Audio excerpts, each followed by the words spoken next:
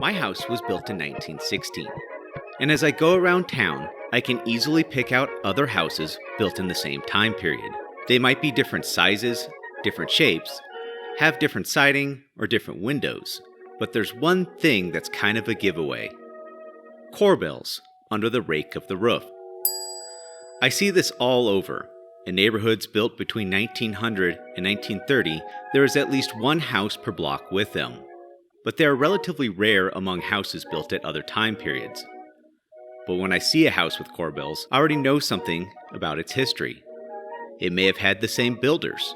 It will use straight grain fir lumber inside. The style will have small kitchens and arched doorways. Students in my school have been learning to computer model the outsides of houses to be 3D printed.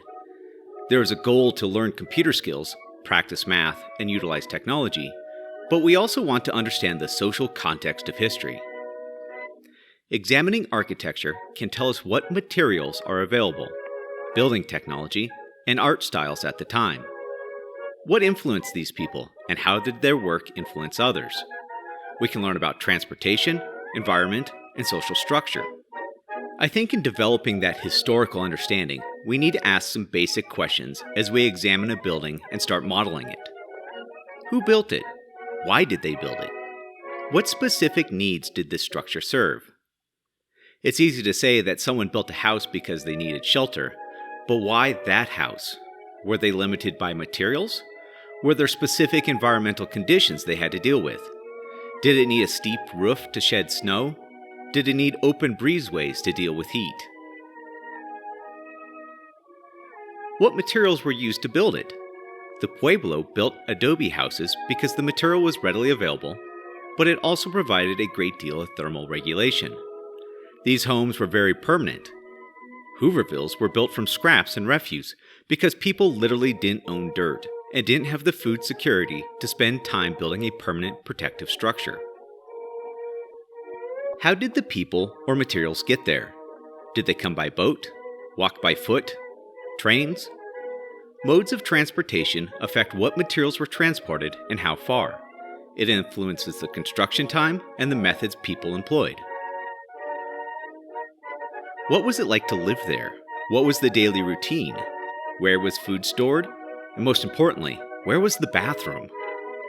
What did people do in the evenings when the sun set? How was art applied? What did people do to make the place beautiful or express themselves? What was creative or unique? What was the overall cultural movement of the time? As you model a building, go beyond blocks with other blocks for doors and windows. Consider the overall footprint, symmetry, roof pitch, window size, and shape.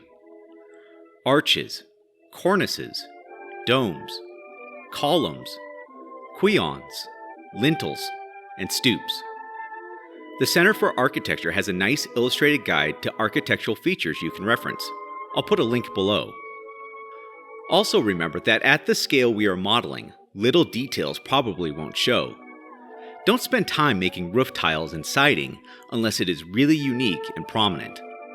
Other details like door trim, lintels, or even corbels will need to be exaggerated to show well.